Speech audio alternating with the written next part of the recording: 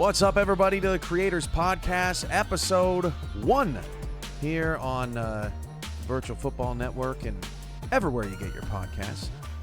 Video is always preferred if you like looking at a couple of nerds. CJ Zilligen, Cameron Irvine, YOUFL co-founders.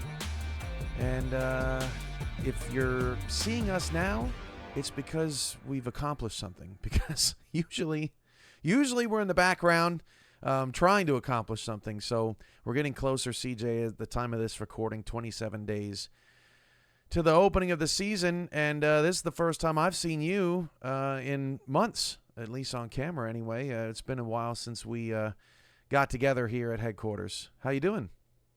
I'm good, man. It's great to connect with you again, man. I mean, it has been a while. I think. I mean, I can't see you right now, but you can see me. So I think, in some sort of fashion, this is the first time we're seeing each other in a couple months here. I think the last time was when I was down there in swampy Louisiana. Well, that's true. The magic of production. I'll tell you what, it's not going to be swampy for long. Apparently, we're supposed to get 3 inches of snow or whatever. I don't know. It's until it's over 50%. I'm not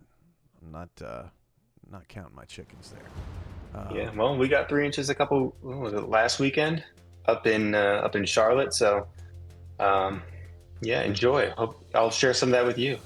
Yeah, congrats on the move. Now you're in a hometown of a UFL team. So, Hey, we got a franchise here, don't we? Yeah, it's yeah, I'm glad that the move is done with. My office is not as inspiring as I hope it to be, but one day, the next couple of weeks, this office is gonna have some life. You're working on it. I know you're working on it. We got some. Yeah, I am working on it. We got some fun stuff coming down the line, but let's it's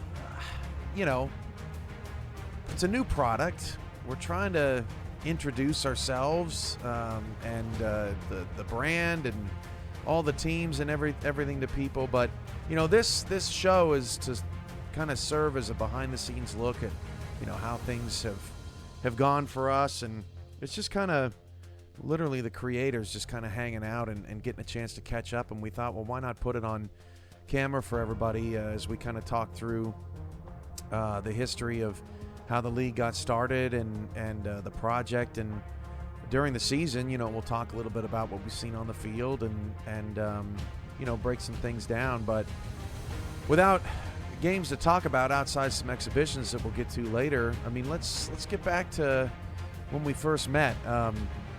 I remember a conversation I was specifically having. I think, CJ, that I must surround myself with people that think I'm funny, because in the first couple hours that you and I were together, I wasn't getting a whole lot of laughs at you. So I remember saying, "Do you find anything funny?"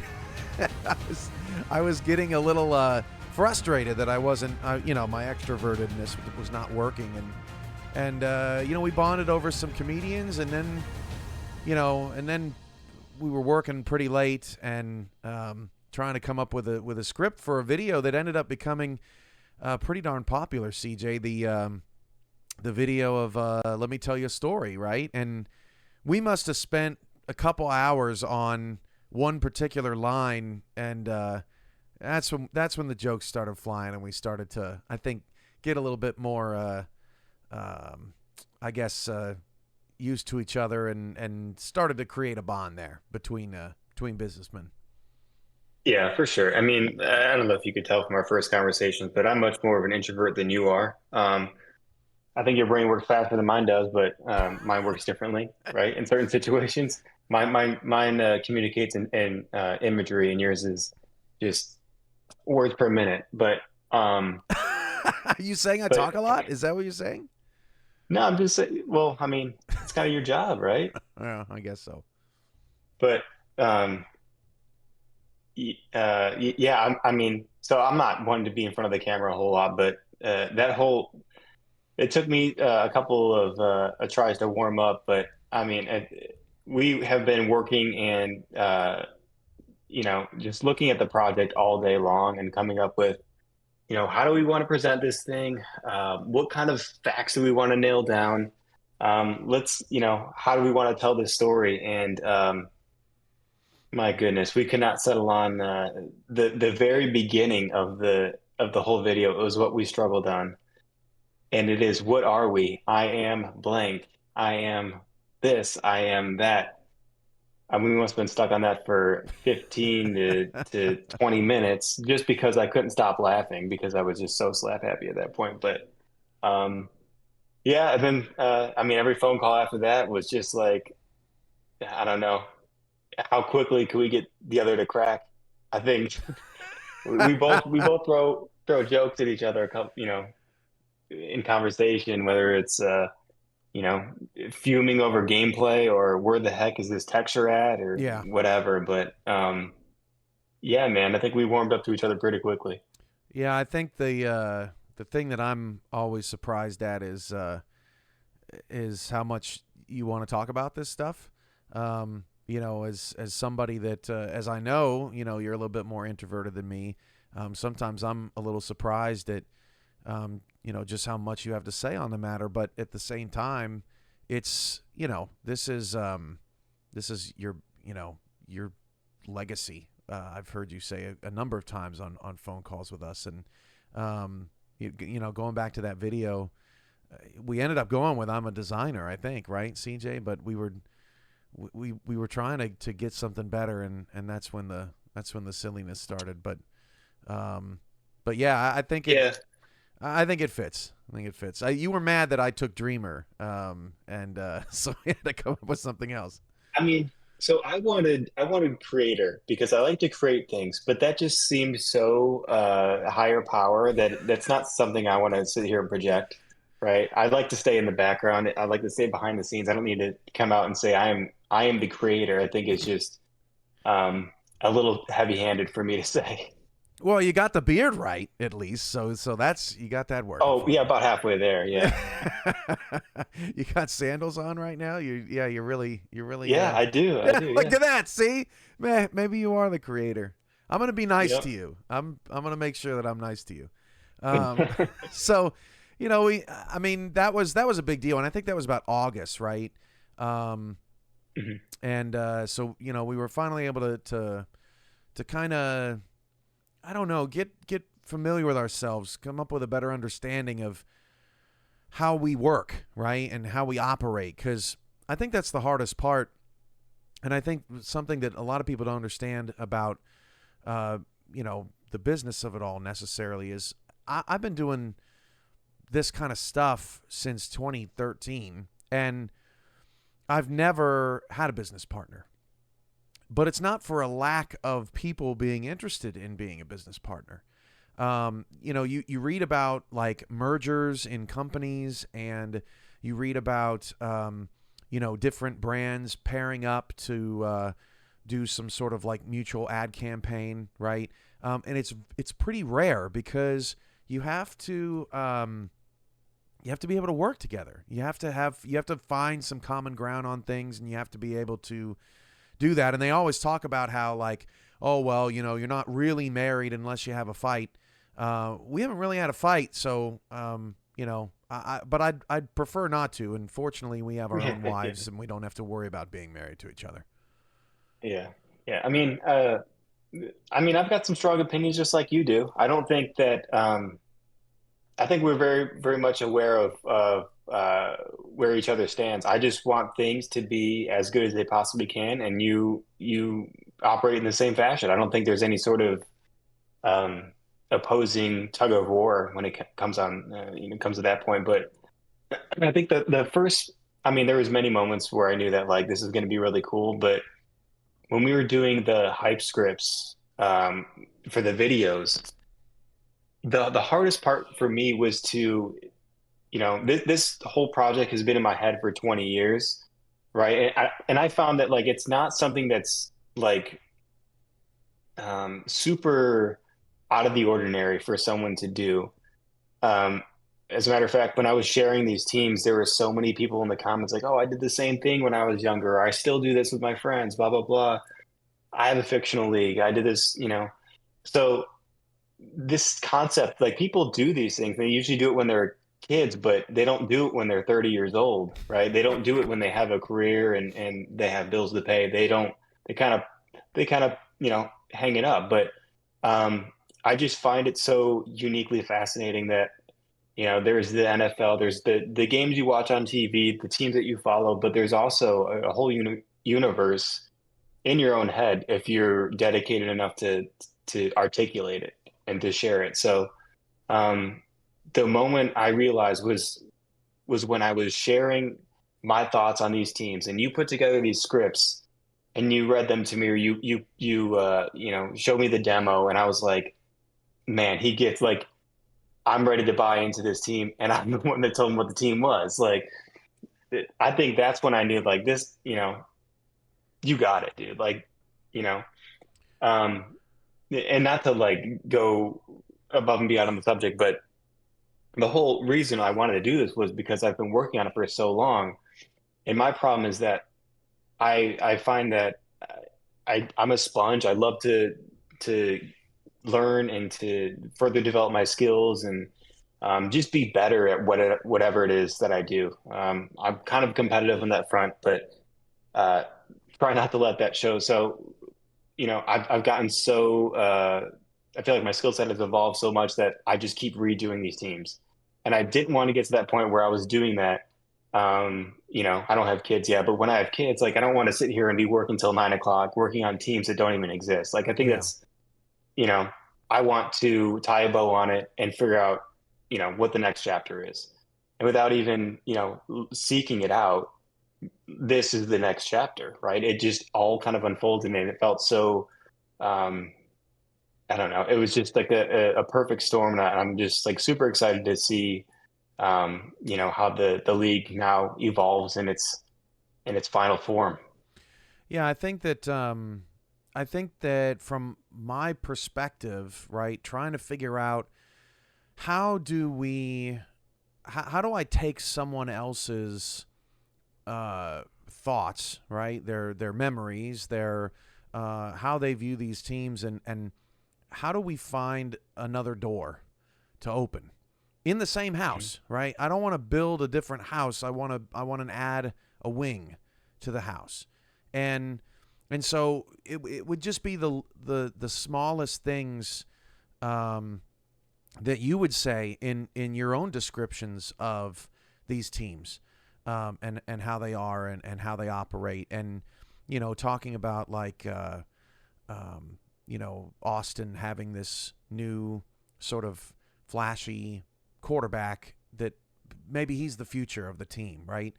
And so I think to myself, okay, I have a long-standing franchise that is trying to stay relevant.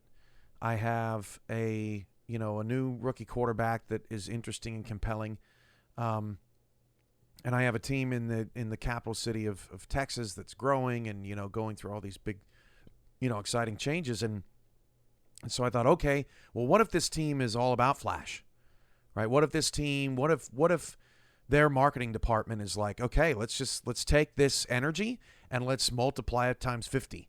And that's sort of how we add a wing to that Austin Lone Stars house, right? Because you were kind of already there.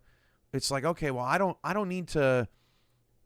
It's not going to do us any good if I go to CJ and say, all right, hear me out on what Austin should be. Austin should be a rugged defensive first ball club. I don't need to do that because I have another one of those. There's 32 teams, so we don't have to necessarily reinvent the wheel, and we get to kind of stay in your head, but at the same time, we also get to deliver those type of personalities to everyone else as well. Through how these teams play and everything. So I think that was the fun part for me through all this. Is I'm not necessarily, I don't have to reinvent the wheel here. I just have to take the breadcrumbs that CJ has sort of put out there in front of everybody, and see if we can find level 2, level 3, level 4 of what this team can be, and now hopefully it can further evolve with other people involved as well. Yeah, I totally see that, and I think like I may have built the brand from a visual perspective, and the teams have history behind them. So I'm sharing that history and the visual identity to it, and you are amplifying that and creating distinction among 32 different teams. And what's really cool is, I'm lurking in the Discord, I'm seeing what's going on and everything, and I'm peeking in the locker rooms, and literally there's people joining with that same mentality. So what we've carved was like 32 different locker rooms, and which locker room do you want to be a part of, right? Which mentality do you have? Are you a tough, rugged, you want to be on the rhinos and run through a brick wall? Are you kind of flashy and you want to be on LA, or you want to be, you want to be on Vegas because it's kind of laid back and it's all about having fun. I think you took it and ran with it and literally made it exactly how I pictured in my head Well, without me even like discreetly telling you. it kind of shows how this whole thing works and how it came together, Yeah. because it's sort of like if one of us starts something, the other one will finish something, and vice versa. And sometimes we're constantly kind of asking each other, what do we think of this, or knowing that the feedback from the other person is probably going to be good and not this is great, right? It's going to be something because you see something in a way that I don't see it, and vice versa, and so that it really helps us. But before we even got to sort of being daily collaborators on things, you were just playing hard to get, drive me up a wall. I was, I first reached out to you when I saw the New York Lightning, and I was like, and I just said, wow, this looks really interesting, and I got to get a hold of this guy. I don't really understand what's going on here because I've never heard of this, right? But I got to figure this out, and then I wanted to partner, and you didn't know me from Adam, right? And you're just kind of like, well, this is my thing. Thanks, but no thanks. And I just thought, crap, I've never had to Yeah. I've never had to do this before, right? Like I'm trying to convince somebody to kind of come into my world a little bit, and I remember us having a conversation about, what is it about this vision that you have, this project that you have, that is most valuable, right, to you, that you never want to see change, that you want to make sure stays intact no matter what. And you talked about these brands and these looks, and how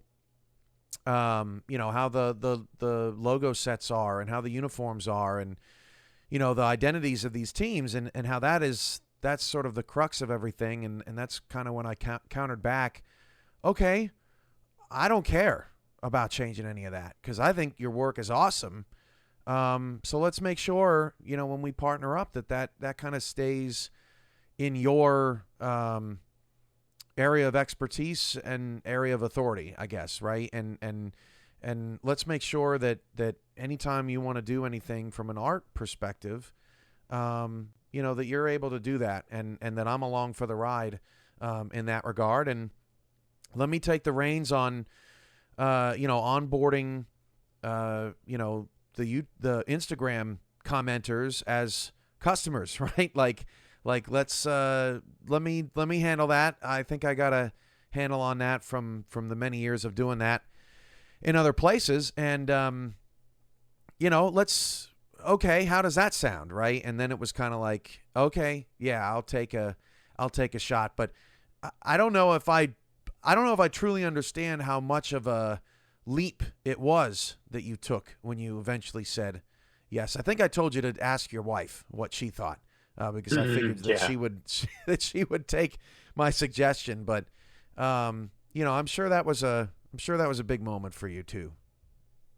Yeah. I mean, my wife is truly the brains of out of every operation here. I think like I hold on to things too dearly, right? I think this is like something that's, super close to me. And my initial thought was because, as a business owner, people approach you all the time with certain things. And the difference here was that like you were a real person, and I was familiar with the SFL.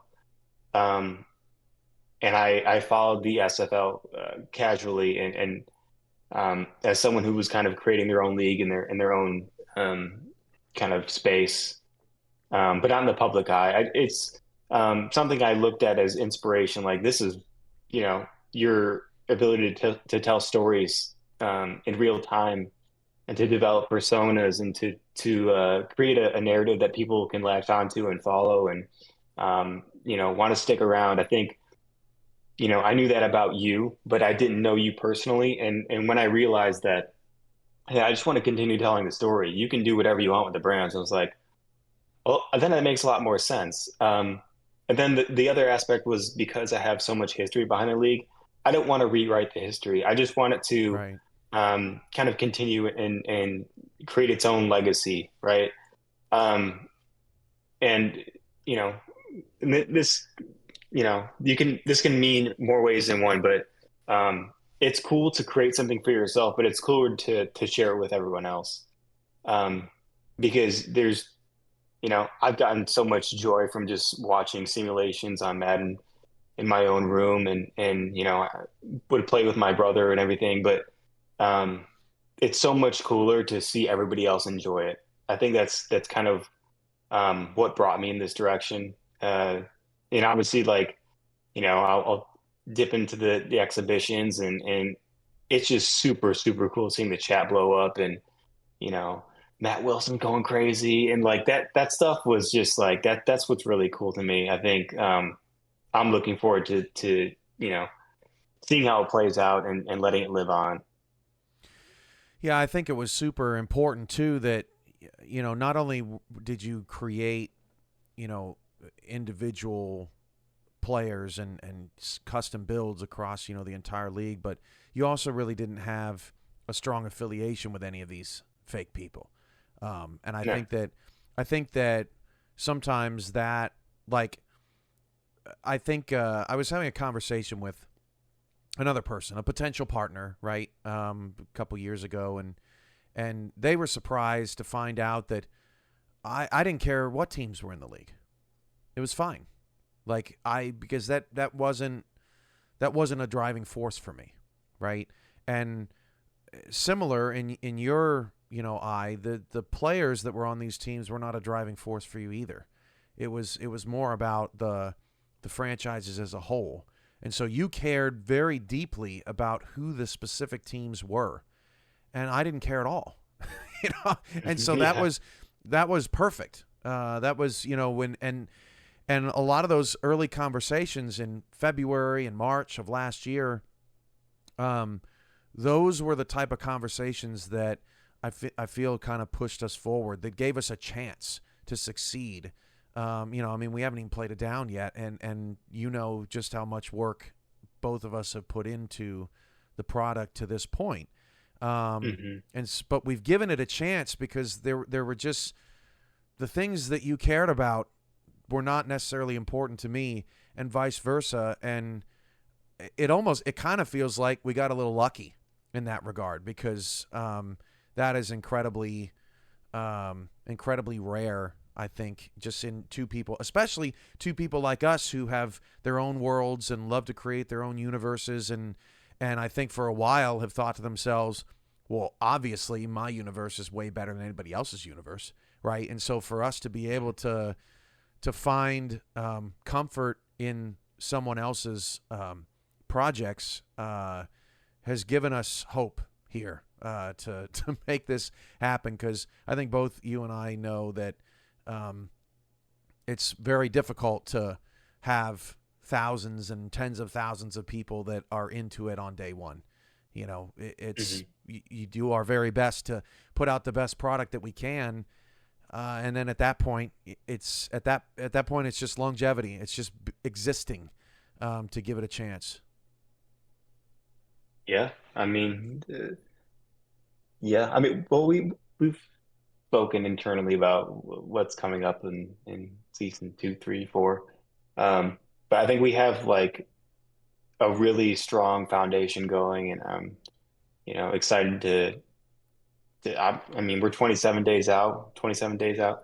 Um, I'm just looking forward to seeing like the games mean something, right? Yeah, Um, yeah, and like really quick about our relationship, I am someone that like I care so much about the things I care about, and then everything else I can't I don't have an opinion on it, right? So I'm not going to tell you how to run your business. You've been doing it successfully. So I think in that aspect, you feel the same way. Like you're not telling me what I should, maybe red isn't a good jersey color. And it's like, you know, so Could you so I imagine think in that how? aspect, Could you imagine how annoyed we would have already been with each other if we were I like would have that? been like, who is this guy? I mean, Yeah, yeah, and I mean, you mentioned 27 days out and all the work and everything. I don't know about you, but I'm tired.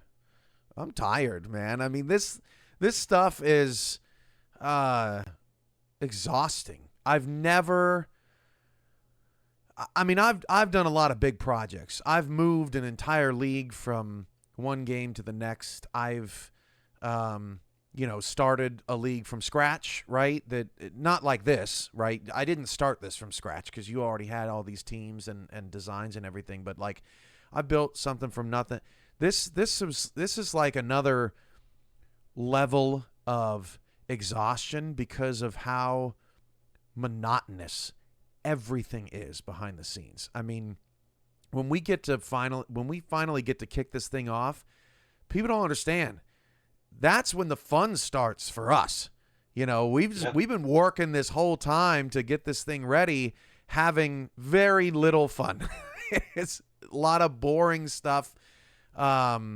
But hopefully it's all worth it, and everyone in the days counting down has been having a good time with at least what we have, right, as we try to build. But you've worked on a lot of projects professionally.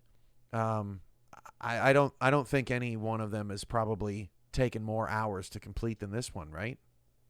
yeah. So I mean, working with and this I feel like this goes with any job, but maybe specifically more design.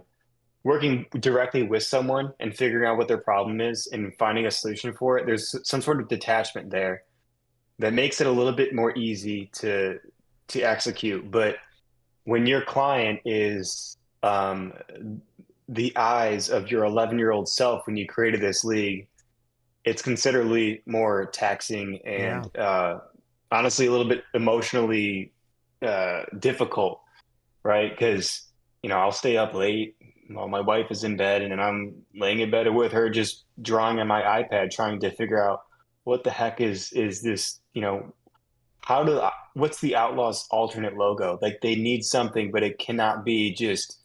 It can't look like the Bandits. It can't be like the Lone Right. Stars. It's got to be exactly how I see it in my head, but I don't know what that looks like yet. Um, and I need to share the team this week.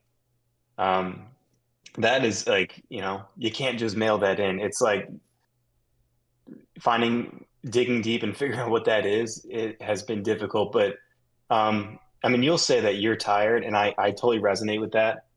But man, when it clicks, when you figure it out, right? When you launch that mod and it fires up exactly how you wanted it to, I'm not tired anymore, right? I Right. Right. I want to keep going. Like, all right, what's the next thing? I want to figure that out.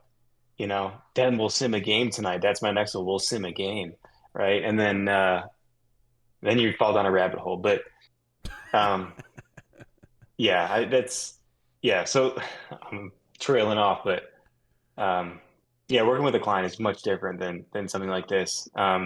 So when that last team launched, it was time to take a bit of a rest. Yeah, I'm trying to remember. I'm looking at all of our brands on the screen here. I'm trying to remember which team down the stretch was giving you all sorts of trouble, and you kept telling me like, it's just not ready. I don't know. Do you remember what team that was? It was down the stretch, but you just maybe it was Tennessee. I don't know, but you were just Oh yeah, yeah. yeah, Tennessee. Yeah, that was supposed to go up when I was on the trip, um, in Louisiana. But I had the sketches down. I just didn't have it just didn't work out the way I wanted it to. But then when I put that state outline in the brim, it just kind of flowed from there. I think that was a really cool breakthrough for me. I think to create that symbolism that made each mark now mean something instead of just a placeholder, I guess. Yeah, I think that I get what you mean about sort of once you catch your stride, you're not tired anymore. I think that the big one along the way here was what is going on with these video boards, and Oh my goodness. how do we, like, what's the deal? And I know for you, like one of those projects was the seats. Like we couldn't Yeah, figure the out seats. what was going on with the seats and what we could do with the seats. And so I think along the way, once we figured out how to exactly do the seats, and I know that once we figured out how to do the seats, you probably spent 4 or 5 days doing seats. That's it. Nothing else but seats. And it's just like, oh my Hmm. God, I don't want to do this anymore. Like, it's painful. And the one caveat there is that uh, like you have to put each seat in individually. Each seat is coded with a unique color. So the trick was like, okay, if I'm trying to think of an example here. So the Bucks Stadium, right? The Tampa Bay Buccaneers, the Miami Pirates are playing in that stadium, but the seats were all red. So I think I took um, the Eagles stadium, took their seat colors, overwrote that on top of the Bucks colors. And the only reason that worked was because there are more green seats than there were red seats. But if that doesn't fill 100% that occupancy, then there is what, 4,000 seats, 3,000 seats that need to be colored. So it was a lot of copying and pasting. And the last one I did that for was for Portland. In that Seattle stadium. I think there was 4192 or something seats that I've just control C, control V, control V, control, keep going until my keyboard falls apart. But I think that was the last one that I did, and oh my gosh, I was so ready for it to be over with. Uh, But that's I guess that's the what you got to do to meet your standards. I think you don't want, you know, visible seats that are not right. the right color. Right. Yeah. And I think both of us really understand that, like, hey, if it's wrong, it's not good enough. We can't Yeah, we can't yeah. just sit here and go, well, whatever, I'm going to bed, right? It's just, no, it's wrong. It's not working. And even just in our most recent exhibitions, I know interception and fumble didn't have a board for it, right? And I saw it Hmm. and I thought I was done, but I guess I'm not, right? 64 more to go. Because when we were trying to figure out what was going on with those boards, um, you know,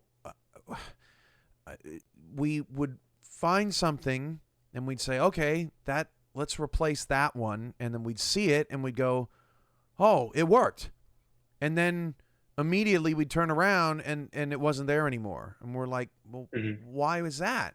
Well, then we then come to find out, right, that there's 23 different ones per team that show in different places, and sometimes what I've come to learn is that they show too late, right? The first down ribbon is still showing after second down, right? Because it simply hasn't been triggered off by something else, right? And so there are times to be custom and specific about things, but there are also times to just be generic with it as well. But you finally figure out how to do something, and then you realize, if this is going to be successful, I have to do this 300 more times. Yeah. What have I done? Right? What is happening? And Set the then you bar too sit there high. with your undiagnosed carpal tunnel, sitting there on the keyboard making that repetitious, stupid. It'll be ingrained into my head to uncheck a box, clear the frames, put FPS at 0, and change the file to 8 seconds. It'll be ingrained in my head forever. But that's what has to be done to make it happen, and that's honestly the only reason why this works. I preach to my teams in the SFL all the time. If you're not immersing people, if the immersion is broken, it's over. What's the point of Hmm. doing any of this, right? If you're in the New York if you're watching the New York Lightning play the Dallas Talons and you see a New York Giants fan in the stands, that's it. Game over, right? And I think you and I Hmm. have that same kind of feeling about that. I mean, it just can't be a part of what we're trying to do here, because the whole point is to displace ourselves into a different universe, to have fun, right? Yeah, you don't want the viewers to see that point where you said this is good enough, because then it kind of, we care deeply about it and we want to project that. Um, so if there's something missing and breaks the immersion, like you said, then it kind of it sets that expectation like, okay, I know how far they went, and now I can expect other instances of this. Um, so I mean, we've combed these games and we ran hundreds of sims to see what we can change and what we can you know how we can further build that immersion and not let anything slip through the cracks. So this has got to be the biggest mod ever, right? I mean, I can't imagine how could it get any bigger. I mean, I know we still have some little things to do, Hmm. but I mean, golly, just from my end, I don't know if you've kind of calculated or cataloged, the exact amount, but I know that on my end with video boards, there might be 352 video boards in the actual game, but each video board has about 5 files stored on my computer because of the way that it has to happen. The way that it has to go from a specific type of encoded video file to a specific type of file that the game can read to a specific type of file um, that has the settings and the parameters that allow it to fit into those spaces, right? And you add it all up, and we're talking about almost 2,000 different files that have led to that point. And the crazy thing is, for people out there that don't realize, I've probably done maybe 8% of the mod, maybe in totality. I mean, we're not talking about every piece of uniform. It could even be less than 8%, honestly. I mean, you're talking about 1,500 video files, but you're also talking about seats and what fans are wearing and what's in the end zone and what teams are wearing, not just in one game, but all the 6 different combinations of uniforms that they could possibly wear. So, do you have any idea of just how many files, or maybe how much room has been used on a, on a drive to get us to Gosh. this point? Um, well, I think at this point, the size of the screenshot files has surpassed the size of the gameplay textures, which I think is either a good thing or a bad thing. I'm not really Right. sure, but I it's hard to say because like there are certain files that are exported into multiple files, like number arrays, right? It's one file on my hard drive of a 0 through 9 digit, but it exports as 10 and then is compressed into an array file into one file. So it's hard to say. There's at least between 50 and 75 unique files for each team, um, times 32. Plus, you have like generic league textures like the ball, um, the referee artwork, Right. replacing some of the UI interface stuff. It's a lot. It's a lot, and it makes sense if I disclose that I started this during the COVID year. So I Yep. mean, you can kind of see, I had some time, so I really dove into it, and then it just kind of stuck. Um, but again, I was insane enough to completely redo it last year, so I had all those files and then overwrote all of them. So Yeah. it's just a lot. Yeah.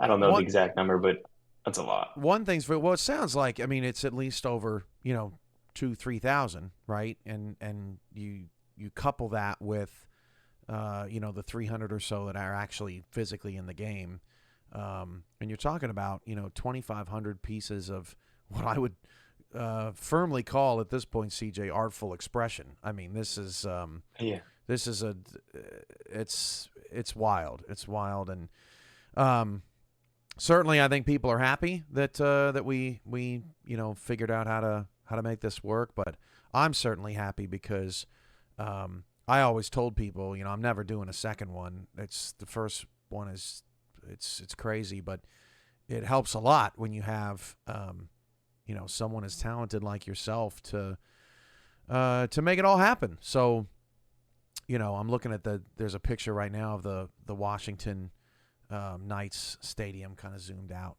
on our screen, and it's just like, wow, I mean these. Oh, that's a good one. Yeah. Hey, I'll tell you this. So the way some of these files are set up, like for the stadiums, they're pieced out, right? So like the end zone graphic, for example, behind the goal pad, that graphic, I don't see it in front of me. I think it says Go Knights or something like that, or Washington Knights. That has a specific area of the font or the file where that graphic is located.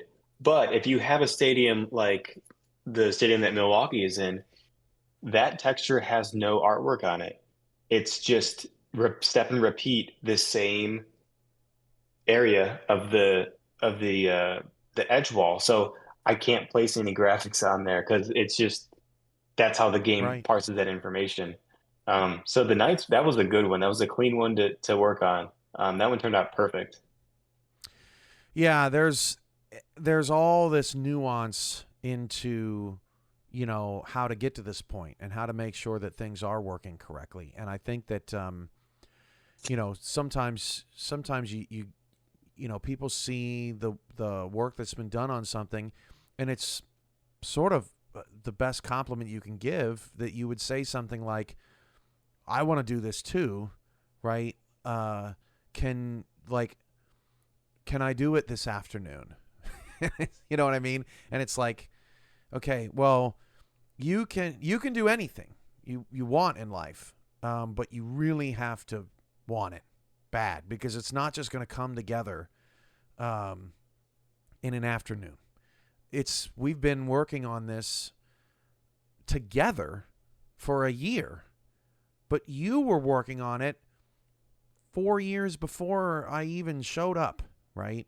And so, and we're still, at the point where it's like, okay, well, we're still not 100% ready, to put this thing out there. But, yeah, it's I'm certainly proud of what we've accomplished, and I know you are as well. So, Yeah, that's good stuff. super cool. Anything else on the mod that we want to dabble into? I mean, the one thing I'll say is that like, I know you've gotten this too, but like I've gotten tons of DMs of, oh, how did you do this? What programs did you use? What, this, that, and the other. So, I mean, all these programs are created by people, that are much smarter than you and I, that know how to tap into this information. So they're all free to use. It's just that we spent so much time doing it, that it came out the way it did. Um, I mean, I have a background in graphic design, so I creating the logos separately and dropping them in, um, probably an advantage to someone just picking it up. But um, the information is all available. Like I took 4 years to figure out how to do all this stuff, um, and even like with our partnership so far, we've learned so much just from trying and seeing what happens. Gas and check, at 2 a.m. to figure out if it's going to run correctly or not. It's just we've just spent so much time, we poured so much time and effort and passion into something like this, and it's great to see that people enjoy it. I think it's fair to say that, I think you would have finished, quote, finished, right, eventually, what was going on, with all the modding stuff and everything, but I don't know if you would have finished it as quickly. Definitely not. And No. I don't think that I mean, I know for a fact that I probably never would have finished. It was so, there's so much to do to make something look this good, and I'm grateful that there were many nights. I speak for myself, but there were many nights where I thought the only reason why I'm doing this right now is because I want to send CJ a message that it's done. I Hmm. I want him to know. I want to say, here it is. There you go. Right? Like, because, and that's the motivation. Because you've got someone in the trenches with you that you know is working just as hard on it as you are, and you don't want to let them down. Right? And I think that's one of the reasons why the SFL is in season 24, why the minor league is in season 10, and why the UFL is going to have a successful first season, is because I think that the people at the top of this thing, you and I, and all of our passionate and dedicated people, they refuse to see it fail. They don't want to see it fail, and I think that's huge. That's our magic sauce around here. Yeah, yeah. I mean, there was nothing cooler than me wrapping up, the next team to launch on Monday. And then as soon as it's up, I mean, I know you're kind of a night owl, but as soon as you see it in the morning, you shoot me a text like, "Hey, this one looks cool. This might be my favorite." And then the next week, you do the same thing. This one's probably my favorite. I think that's cool. That's cool to me because you and I at that point were the only one that knew what was going to go on. Um, Well, and Super at that cool. point, I was a fan just like everybody else. I Hmm. was watching the reveals of these teams, not knowing what I had signed up for, but having the confidence and the hope that CJ's going to turn out a banger. It's going to be awesome. And then that Monday afternoon would come and go, and I'd go, well, that's it. I guess he's dead. I don't know where he is. I guess it's over. I we were rolling along so good. Today was terrible. I didn't get another team reveal. And look, I don't think I was the only one. There were a lot of people that were very eager to see the next team, launch, and we can only hope that people will have that same feeling about the games too. Oh, I can't wait for the next night, right, of games and action and things like that. So that, I think that really that takes us to where we have gone since we launched publicly, which seems like forever ago, but it's only been a few months. Yeah. We've got about 130 players right now that are in the league. We, to put that in perspective, I think it took the SFL 6 years to get 130 people. Well, So it's nice to have a good support system, right off the jump. We've been playing some exhibitions. We've seen, at this point, we've probably seen a little more than half of the teams hit the field for the first time. And, we've built a website, and we've got a stats partner, and we're working with apparel companies and trying to nail down exactly how we want things to look. And it's one of those patience is a virtue type of things, because we want to make the right decisions, and we don't want to just have gear for the sake of having gear. We want it to matter. We want the money that's spent on these type of things to feel valued, right? And so we've done sort of all of the things that are outside of the game itself. We've, torn up situational football and gotten it to a place where we feel like, we're seeing a lot of great football on the field. So, that's how things have looked, since launch.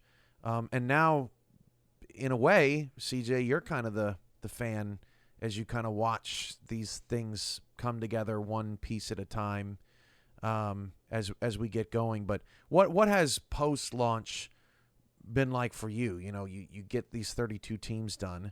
It's that chapter is essentially sort of closed. You have some plans for the future to continue to, evolve things, but what I know what it's been like for me, but I'm curious as to how you've seen it.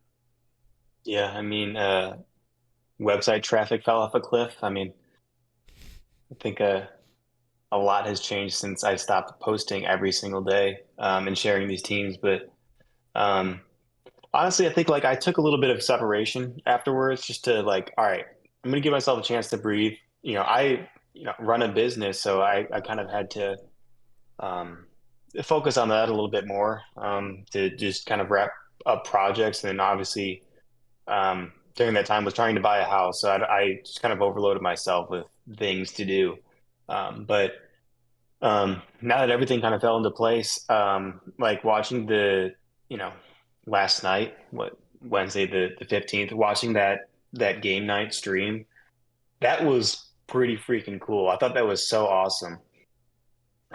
Just because I haven't touched the game in a little bit, just catching up with everything else, dealing with like the holidays and stuff like that. But like watching it as a fan, and just the amount of things that were happening at the same time, chat was blowing up. It was just, it's super cool. Obviously, I'm going to be a fan of this. It has everything that I'm interested in. But to see that other people are excited about it kind of like ignites that fire. Um, I think that's what's super cool. And to think like, I'm not, I don't know the ins and outs of the SFL like you do, but to think that 130 people care as much as they do to to be a part of this every single day is super humbling to me. It was cool to see that you cared about it enough. I thought that was really cool, but um, I don't know. It just makes me feel that I just can't wait to.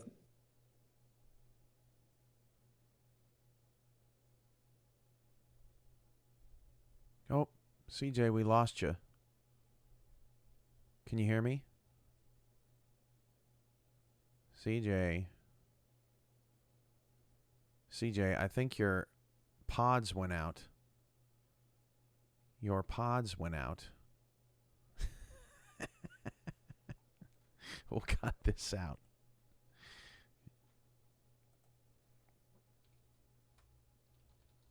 I think I lost my audio. There you go. You back?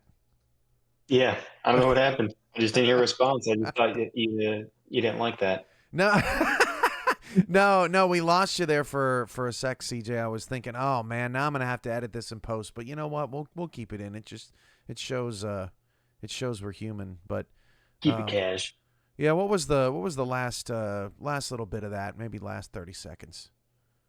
Um, just that I'm excited to be a fan of it. I think like there's a degree of separation now from it. You know, we've talked about the next couple of years, the next couple of seasons, and there's going to be some work that needs to be done on that front, which I'm excited about. But um, yeah, I'm excited to just kind of let it play out and see what the Right. next chapter is.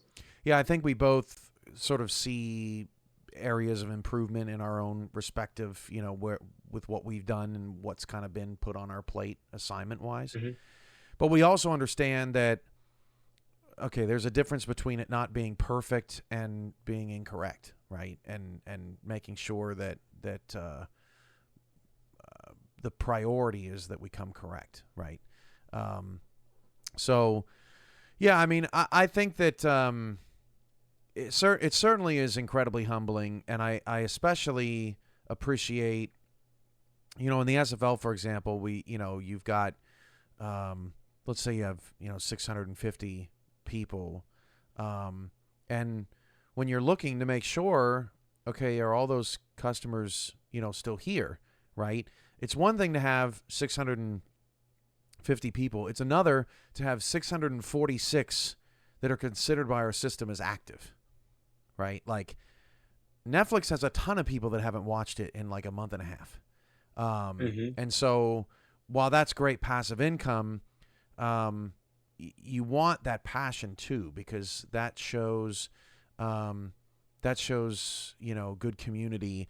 The reason why I'm able to do this podcast tonight is because we've outsourced some of our production here on the Virtual Football Network. And before I got on this podcast, I tuned into a minor league broadcast and had over 60 people watching it.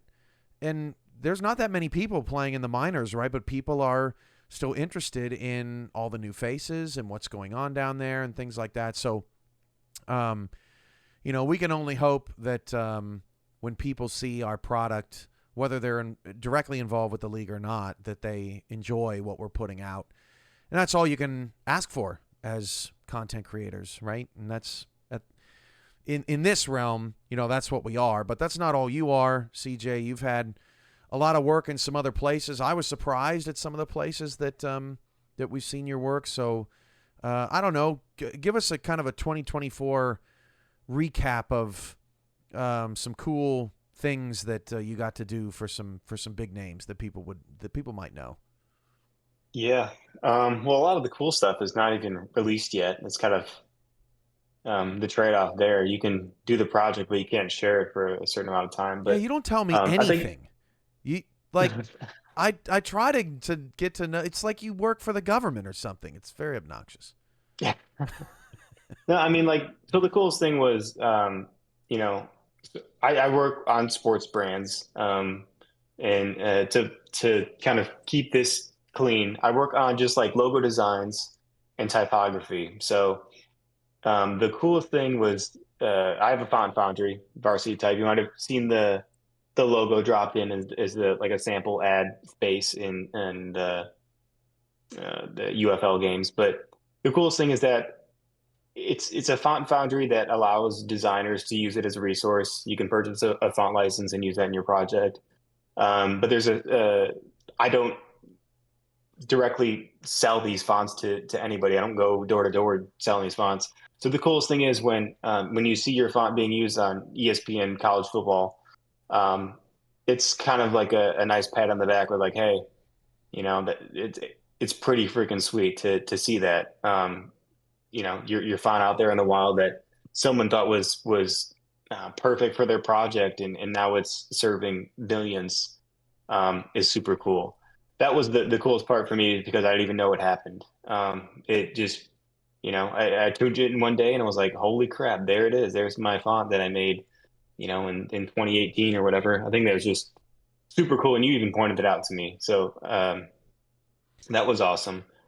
But also work with like a lot of smaller brands too. Like I work with a small youth soccer program, and just enjoy doing stuff for them, creating tournament logos and social media posts to either like highlights, some award or some accomplishment for the young athletes. I think is really cool. Making them feel really jazzed up about what they accomplished is awesome, and feel like I'm putting my skill set to a good cause there. But yeah, some of the projects we worked on last year will be out in 2025, and we'll be able to talk more about it then.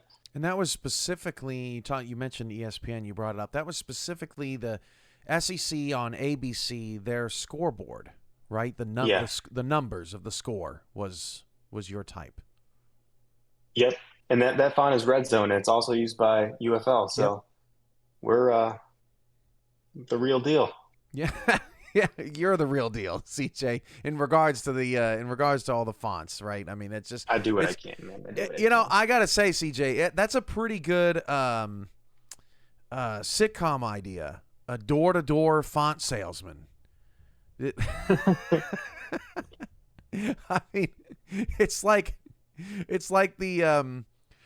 the vacuum, the person that by mistake spills the wine to like showcase the.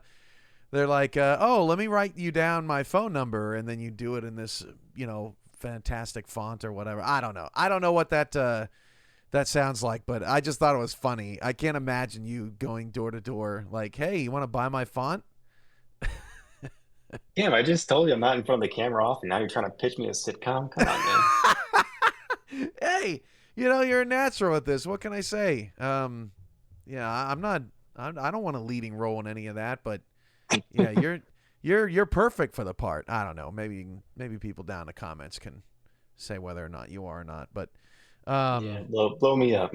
yeah, yeah. So all right, coming down to the end of our first podcast here. Hopefully, y'all have enjoyed it. I know that we're not the most exciting people around, but we love this stuff, and hopefully you feel that passion, and hopefully you get a little bit of insight into how this all came about, and you can find a new appreciation, I guess, for what you're seeing on game day and what you're watching. So that's kind of the goal. We want to give you our perspectives on things, and hopefully you've enjoyed it. But let's talk the kickoff. 27 days away from the time of this recording.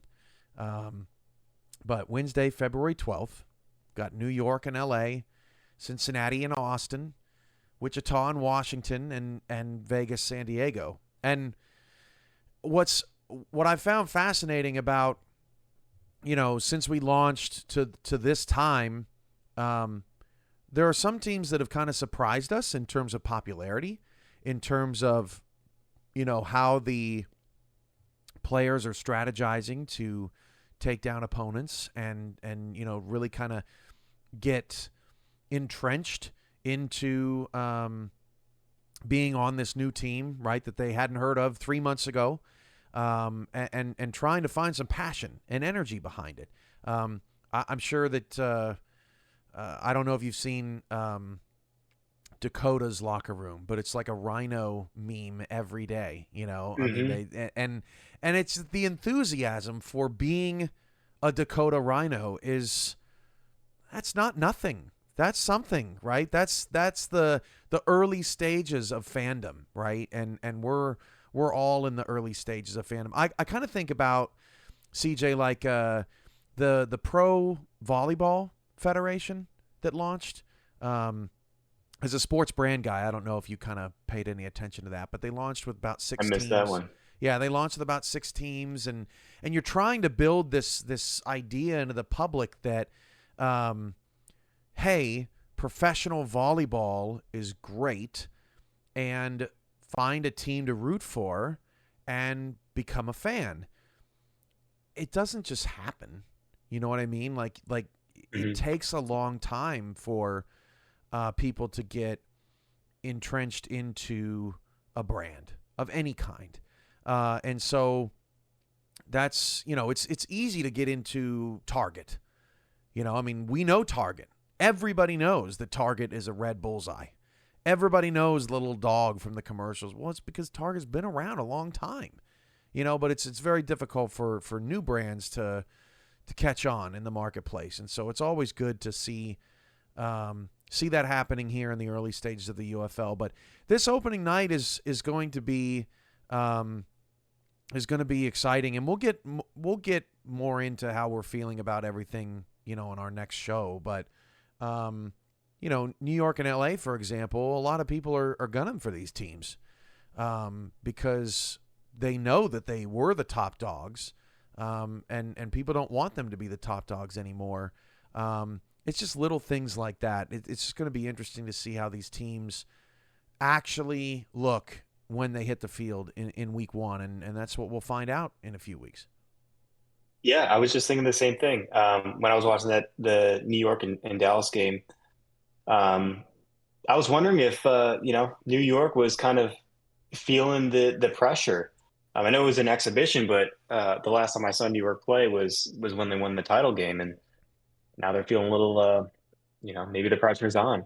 So it makes me think that teams like Rochester are going to build up and kind of be the new top dogs if the fandom continues to build on the trajectory that it's on, or Dakota even, right? It makes me excited that the playing field is starting to level. All these teams are pre-built, so the overalls are all kind of determined. But the longer that this league, has members, it's starting to level itself out. The tides are turning. Teams like Rochester last night was really exciting to watch.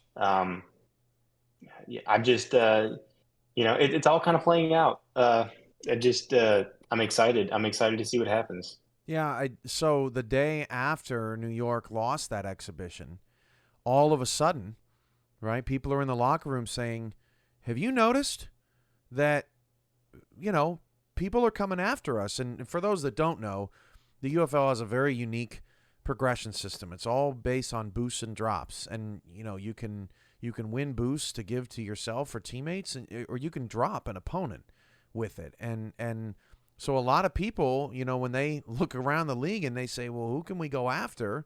Well, New York's pretty darn good, and they're the defending champs. And if we want to win a championship, we got to beat the champs. And so New York, after that loss, before the game, nothing of this conversation, right, out of New York.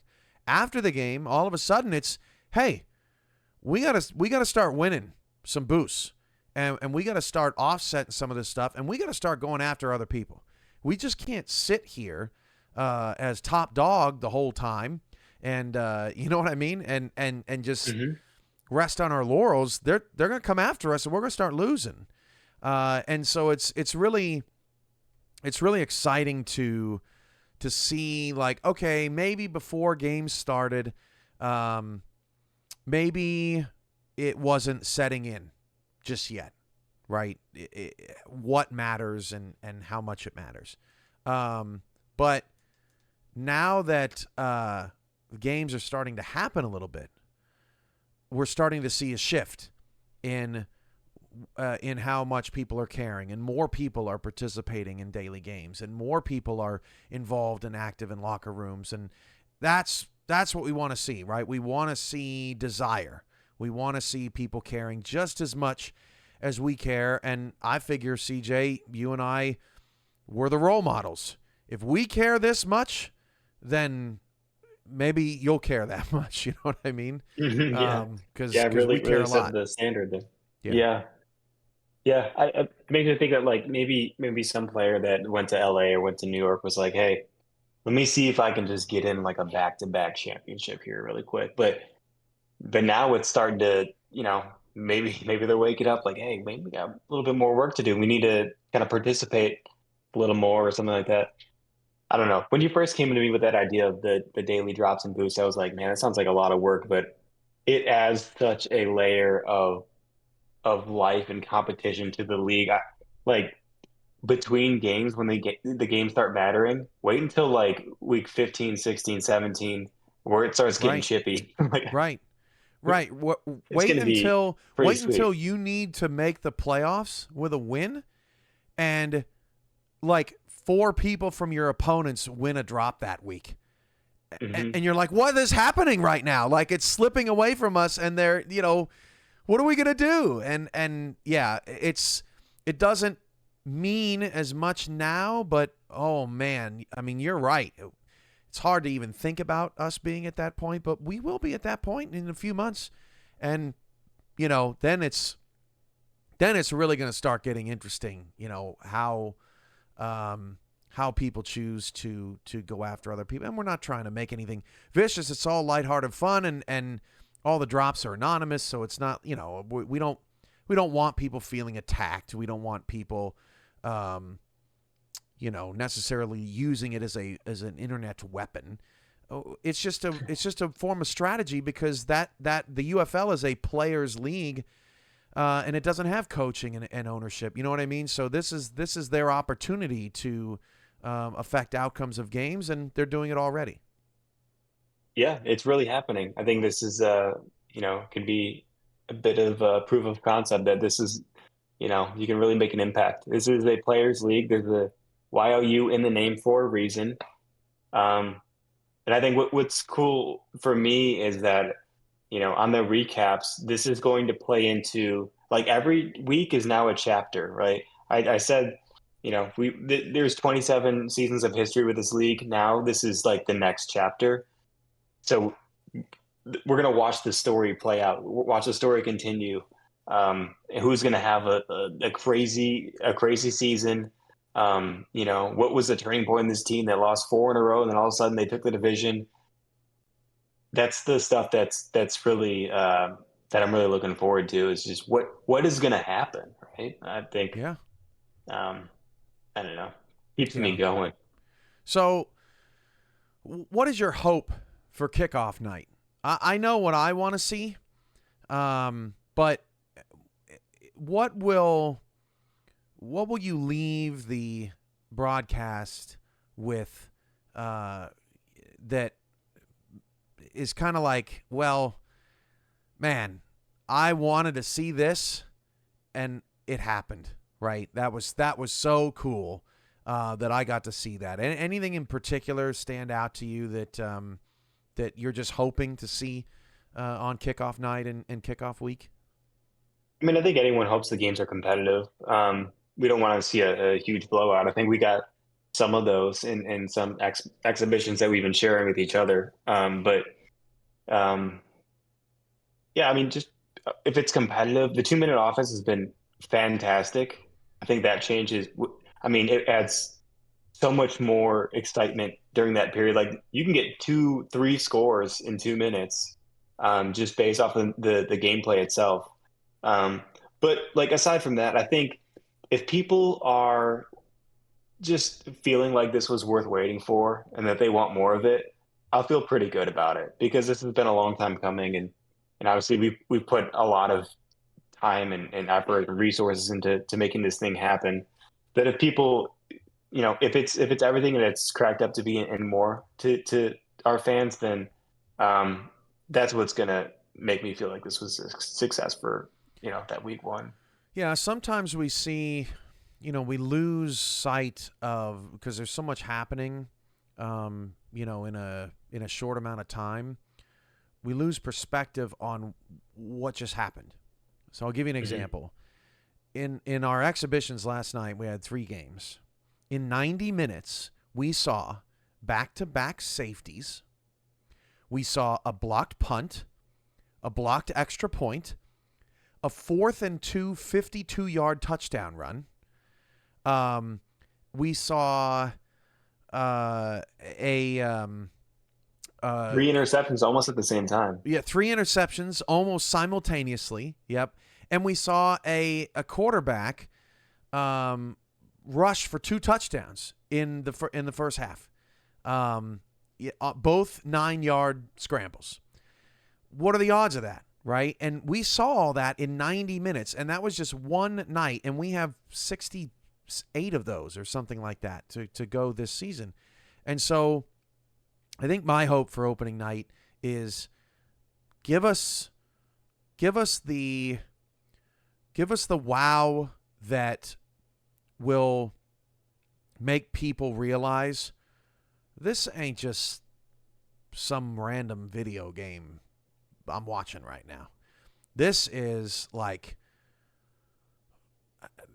it feels like I'm actually watching, professional football. I'm watching a new league. Because those are the type of plays and wow moments and, situational stuff that just when you think that's not going to happen, it happens. And as long as that keeps happening, CJ, then people will keep coming back because they don't know what's going to happen next. And that's why live sports is dominating television right now, dominating cable, keeping cable alive because it's the best form of television because nobody knows what's going to happen. That's why Fear Factor was so good back in the day because Fear Yeah. Factor would be sued out of their minds today. And so if Fear Factor came back, it wouldn't be the same because we would have a general idea of what could be expected and what couldn't be expected. But back then, you never knew what the hell was going to happen next on that show, and that's why it was such a hit. Yeah. Yeah. I mean, like when I was watching, the stream last night, I was wondering if we have the same mod files because I was like, I've never seen that, in the streams that I've been doing. Right. I was just like, what the heck is going on? The guy had 5.5 Yep. sacks, D tackle. It was wild, man. I was kind of, hoping that you're going to be okay afterwards because you were going nuts. Yeah, I was watching the games and I was thinking to myself, what has happened to offense? What's going on? Why are these quarterbacks getting hit so often, and why? But it's all in a vacuum, because then you watch Dallas and New York, and you go, oh, well, that was just full offense. That was an exciting game full of big plays, and the quarterbacks hardly got hit at all. And so it really does show, like, every game is just a little bit different. And shoot, I was telling you about just a test that I saw online or offline between Miami and St. Louis. That game was 28-25, and it ended with a Hail Mary to the goal line. I'm thinking to myself, man, why didn't we have that? Why wasn't that one of the games that was an official, exhibition that we had? And we've seen so many, even when you were here, going full circle on this conversation. We've seen so many great ones where, me and you were on the edge of our seat, just seeing how it was going to play out. And yeah, I mean, those are, it's kind of like when your kid goes to school, you just want them to make a friend, and for us, we just want to make some friends, and we just want to show everybody what we got, and hopefully, you enjoy it, even if it's just as a viewer. Please enjoy it, and please keep coming back, because we put a lot of work into this, and we think that it's worth something. So hopefully you all do as well. So when are we next back? You can expect, hopefully, a creators pod. It took us a while, CJ. We're not good at this. We lead busy businesses, and it's very difficult for us to. I look at this as kind of separating time out for ourselves to just kind of reflect. It's a little therapeutic for us in a way, I guess. But it doesn't come naturally to either of us, but here we are. I think we want to kind of do this once a month, right? We just want to give a lay of the land of what's going on. It may not always be this long, but, we just want to get on here and share our thoughts with what's going on in the community, what's going on with viewership, what's going on with our teams and our games and our players, and, everything that we've seen pan out of the course of the season. So I'd love to be back to, just a couple days before kickoff so that you can get an idea of what we're thinking, because I think I'm going to be bouncing off the walls. As soon as that Super Bowl ends, it's our time now, right? And I think that's going to be really exciting. So hopefully we don't bail. I know, CJ, you're not familiar with, I think it was called Commish Unplugged.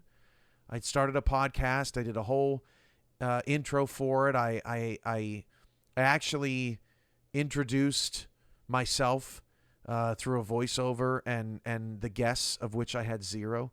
And it was this podcast, and people still talk about this podcast. They loved it.